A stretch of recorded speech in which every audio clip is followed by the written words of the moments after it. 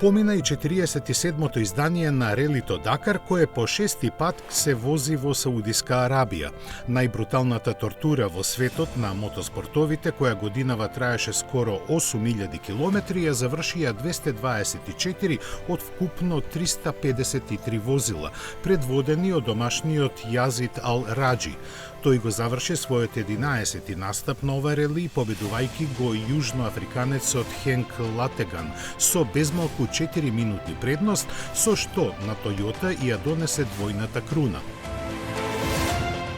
И во категоријата мотоцикли битката за титулата се водеше се до последниот ден, останувајќи недостижен за шпанецот Тоша Скареина на Хонда, непоколебливиот австралијанец Даниел Сандерс на КТМ ја обезбеди 20-та победа.